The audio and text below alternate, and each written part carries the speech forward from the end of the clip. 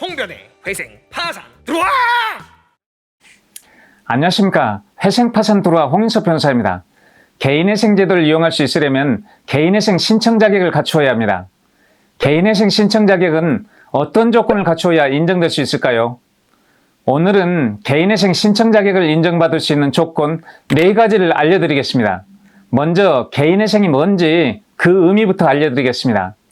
개인회생이란 채무자가 부채가 많아서 도저히 전부 갚을 수 없는 상태에 있는 경우에 채무자가 3년 내지 5년 동안 장래에 벌게 되는 총소득에서 생계비 등을 공제하고 남는 가용소득으로 매달 부채를 갚으면 그 이후에 법원에서 남은 부채 잔액을 면책시켜주는 제도를 말합니다. 면책은 책임을 면제시켜준다는 의미로서 면책을 받으면 남은 부채 잔액을 더 이상 갚지 않아도 됩니다. 채무자가 이런 개인회생 제도를 이용하려면 개인회생 신청 자격을 갖추어야 하는데요. 개인회생 신청 자격은 어떤 조건을 갖추어야 인정될 수 있을까요? 결론부터 말한다면 채무자에게 개인회생 신청 자격이 인정되려면 4가지 조건을 모두 갖추어야 합니다.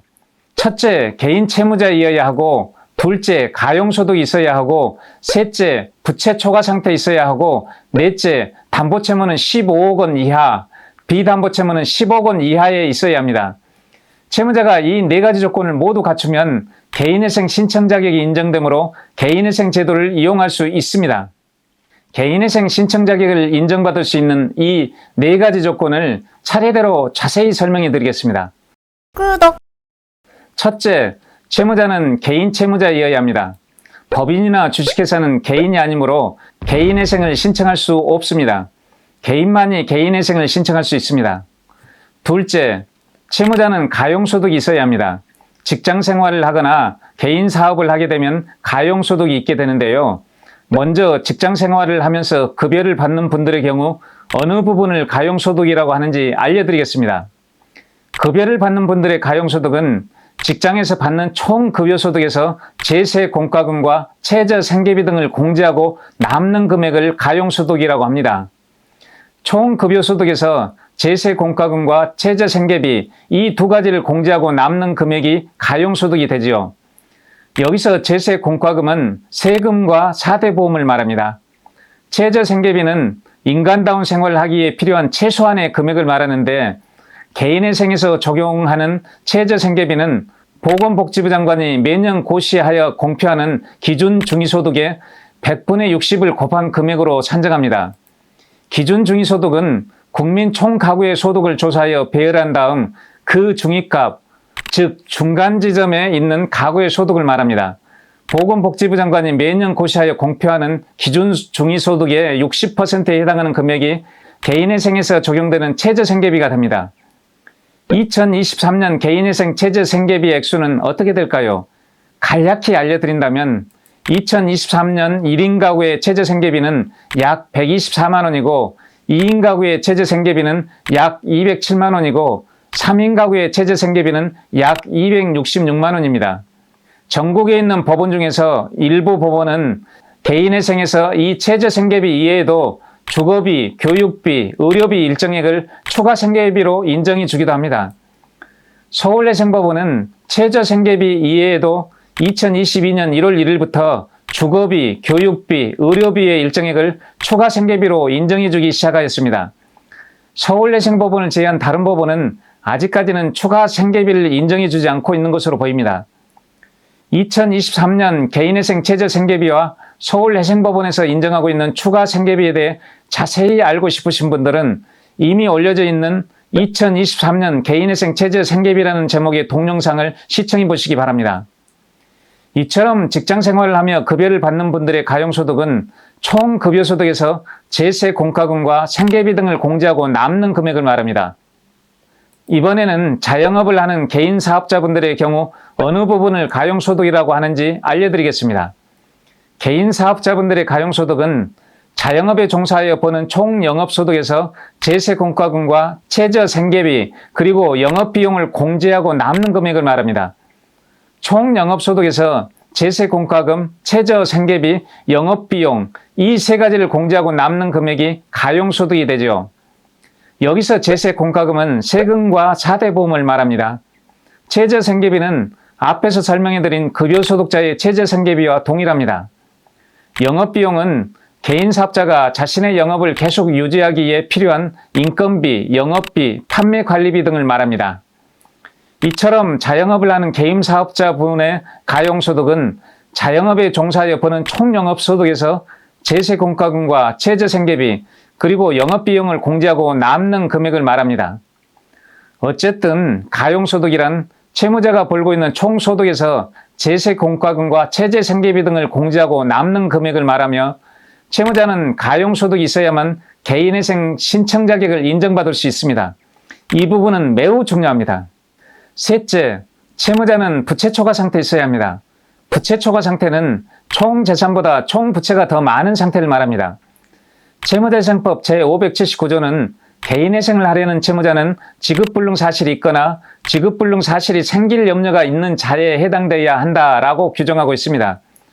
지급불능이란 부채를 전부 지급할 수 없는 때라는 의미로서 채무자가 변제 능력이 부족하여 즉시 변제해야 할 채무를 일반적, 계속적으로 변제할 수 없는 객관적 상태를 말합니다. 지급불능은 부채를 전부 지급할 수 없는 때라는 의미로서 부채가 재산보다 더 많은 부채 초과 상태에 있기 때문에 발생합니다. 부채가 재산보다 더 많은 부채 초과 상태에 있기 때문에 부채를 전부 갚을 수 없어서 지급불능 상태가 되는 것이죠. 따라서 채무자는 부채가 재산보다 더 많은 부채 초과 상태에 있어야 개인회생 신청 자격을 인정받을 수 있습니다. 넷째, 채무자의 부채는 담보채무는 15억 원 이하에 있어야 하고 동시에 비담보채무는 10억 원 이하에 있어야 합니다. 담보채무는 내 소유 재산에 담보를 제공해주고 돈을 빌린 것을 말합니다. 담보를 제공하고 돈을 빌리면 담보채무가 됩니다. 일반적으로 담보채무로 인정되는 경우는 은행에서 대출금 등의 돈을 빌리면서 담보로 내 소유주택의 근저당권을 설정해 주는 경우나 캐피탈 회사에서 돈을 빌려 차를 사면서 담보로 차량 등록원부에 저당권을 등록해 주는 경우 등입니다. 은행에서 대출금 등의 돈을 빌리면서 담보로 내 소유주택의 근저당권을 설정해 주는 경우를 알아보겠습니다. 구독. 예를 들어 우리은행에서 2018년 9월 4일경에 약 1억 원의 대출금을 빌리면서 내 소유주택의 근저당권을 설정해 주었다면 내 소유주택의 집합건물 등기부 을구란에는 등기 목적은 근저당권 설정, 등기 원인은 2018년 9월 4일 설정계약, 채권 최고액은 금 1억 2천만 원, 채무자는 홍길동, 근저당권자는 주식회사 우리은행 등의 내용이 등재됩니다. 이렇게 등재되어 있으면 채무자 홍길동이 채권자 우리은행에게 근저당권을 설정해 주었다고 봅니다. 이런 경우는 담보채무가 되는 것이죠. 대출금 등의 돈을 갚지 않으면 은행은 주택에 설정된 근저당권에 기하여 법원에 부동산 의무경매를 신청해서 경매 절차를 진행할 수 있습니다. 반면 비담보채무는 이와 같은 담보가 없는 채무를 말합니다. 비담보채무는 담보가 제공된 적이 없는 일종의 신용채무를 말하죠. 채무자에게 개인회생 신청 자격이 인정되려면 담보채무는 15억 원 이하에 있어야 하고 동시에 비담보채무는 10억 원 이하에 있어야 합니다. 만약 개인회생을 신청할 당시에 담보채무가 15억 원을 초과하거나 비담보채무가 10억 원을 초과한다면 채무자에게 개인회생 신청 자격이 인정되지 않습니다. 지금까지 알려드린 내용을 다시 정리해 보겠습니다. 채무자가 개인회생 신청 자격을 인정받으려면 앞에서 말한 4가지 조건을 모두 갖추어야 합니다. 첫째, 채무자는 개인 채무자이어야 합니다. 둘째, 채무자는 가용소득이 있어야 합니다. 가용소득이란 채무자가 벌고 있는 총소득에서 제세공과금과 생계비 등을 공제하고 남는 금액을 말합니다. 셋째, 채무자는 부채 초과 상태이어야 합니다. 채무자의 총부채가 채무자의 총재산을 초과하면 부채 초과 상태가 됩니다. 넷째, 채무자의 부채는 담보채무는 15억 원 이하에 있어야 하고 동시에 비담보채무는 10억 원 이하에 있어야 합니다. 채무자는 이 4가지 조건을 모두 갖추고 있으면 개인회생 신청 자격을 인정받을 수 있습니다. 구독. 이상으로 개인회생 신청 자격을 인정받을 수 있는 조건 4가지를 알려드렸습니다. 마지막으로 한 가지 더 알려드리겠습니다. 저는 도산 전문 변호사로서 회생파산 실무 경력만 해도 10여 년이 넘습니다. 개인과 기업의 회생파산 등 실무를 다루는 데 있어 실무 경험과 노하우, 전문 지식을 충분히 갖추었다고 자부합니다. 개인이든 기업이든 회생 또는 파산 등을 고민 중이신 분들은 언제든지 저 홍인섭 변호사를 찾아주십시오. 10여 년이 넘는 풍부한 실무 경험과 많은 사건을 처리하며 터득한 성공 노하우로 좋은 결실을 맺을 수 있도록 최대한 도와드리겠습니다. 여기까지 영상을 봐주셔서 감사합니다. 구독, 좋아요, 알림 설정까지 꼭 눌러주신다면 더 좋은 정보로 찾아뵙겠습니다. 지금까지 회생파산 드루와 홍인섭 변호사였습니다. 감사합니다.